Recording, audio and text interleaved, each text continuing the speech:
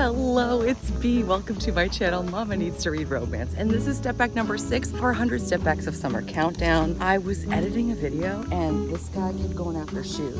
So I was like, he's got some energy. So we're actually out for a walk on this beautiful day. It's actually really nice to have a dog because it got me out of my little editing rut that I was in the morning. So this is so fun and we're having a great time. And I thought it was the perfect time to introduce step back number 6 to you, which was announced on our live show by the fabulous, well, I won't say her name, I'll let her introduce herself, but I'm a huge fan and I love so many of her books, including one that's one of my favorite historical romances of all time. So I'll let her go ahead and introduce number 6. Hi everyone, my name is Christina Brittain and I write the File of Sin books, the latest of which is The Duke's All That. And I am very honored today to be here to announce step back number 6, If You Love Me by Elaine Kaufman. Wasn't that fantastic? I love her so much. What's a Duke got to do with it, by the way, is the book that she wrote, the second of the Sinful Spinster series, which is the spin-off of the Isle of Sin series, which she mentioned. That book is one of my favorite historical romances of all time. So yeah, highly recommend her. I love her so much. So thankful she was willing to introduce number 6, which was voted by you. And that is If You Love Me by Elaine Kaufman. Notice how we've got gold foiling with hot pink foiling behind it for the author's name. And then for the title, we've got hot pink foiling with gold foiling underneath it for the title. I love how they did a flip-flop there. This is a gorgeous step back and it's art within art. I mean, how cool is that? We've got a gorgeous painting within a painting of the Native Americans on horseback with teepees. Look at the detail in the pine needles, blades of grass. There's a waterfall. Look at the sky there. You see mountains off in the distance. Teeny tiny flowers by her knees that match the fabric that she's holding in her hand. I'm not quite sure the symbolism of it, but it's just breathtaking. I love it. And I love her gown. I think it's coming off the shoulder. I'm pretty sure, but it's gold. It's very similar to her skin tone. I love the way the light catches her braid and the way that she's got her hand behind the neck of our hero. He looks so dashing with his shirt coming down. He's got a dagger, perhaps it would be referred to, or just a knife, I'm not really certain, on his hip. So he's probably a defender or a hunter, something to that effect.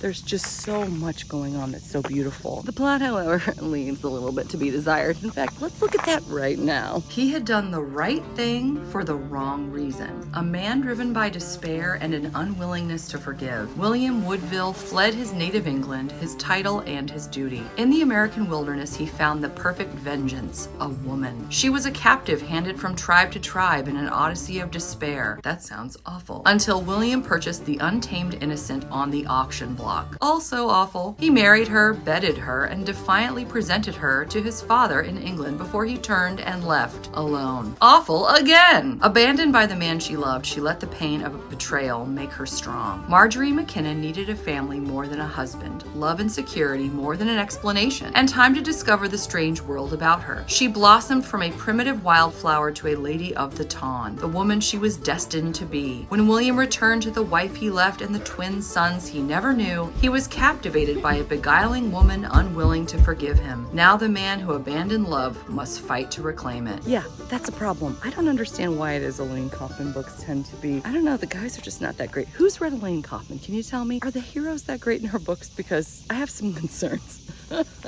I'd like to read her at one point, but I need a good hero. You know what I'm saying? The other thing I wanted to talk about, which is why I'm so glad we're still doing these videos, is there's another book that I really want to mention, an honorable mention, if you will, that really reminds me a lot of this one, and that is by Sarah MacLean. This baby right here. I love this one too, and the reason that I've grouped these together, as you will tell very quickly from the step back, is we've got art within art. I love this, and I just thought it was next level. So this is book 2 of Scandal and Scoundrel. I always appreciate when they put not only the series, but the number in the series on the cover. We have like a neon orange embossed title and author's name. Our gal is looking very fierce in this chase lounge, I want to say. She's got a white rose, which who knows the symbolism of a white rose? I'm sure that that is important. Look at the drapes as well, and this gorgeous, what would you call that, teal gown that's coming down, pouring almost, if you will, like a waterfall down the front of this cover. I adore adore it. And look at her updo with the tendrils. Just everything is fantastic. And we have plaid along the border, which I think is kind of fun, as well as a Lisa Kleypas recommendation, which never hurts, before opening this cover to reveal the same picture in the back that we saw on the cover. Perhaps this is an artist that she's falling for. Now we get to enjoy the back of the gown as well, which I just love. Now we notice plaid again, so my guess is this is some sort of an homage to Scotland or Highlanders. We will find out, I'm sure. Look at the wall in the back. We've got some incredibly gorgeous gold wallpaper as well as gold painted woodwork on the walls. It's just breathtaking. And we get to see more detail in the chase lounge as well. Our man is looking very handsome with his shirt coming off, and she's leaning right in for that kiss. He looks like he's more than willing, doesn't he?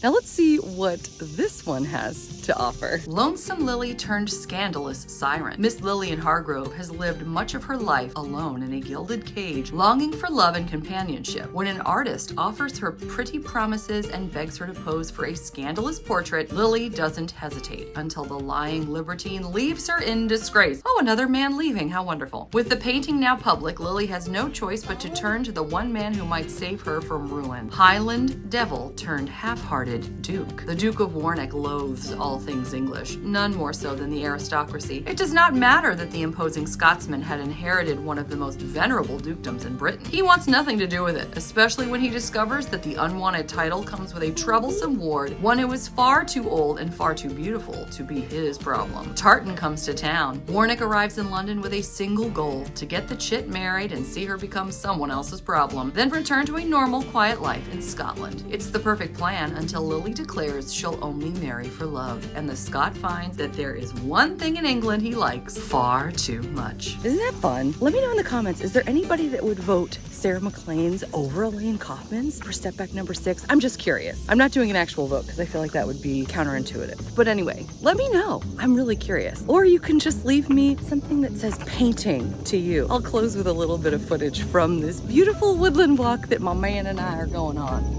We're having a good time, and I hope you are too. Thanks for making my day every single day this summer. Until next time, thanks so much. Take care. Bye.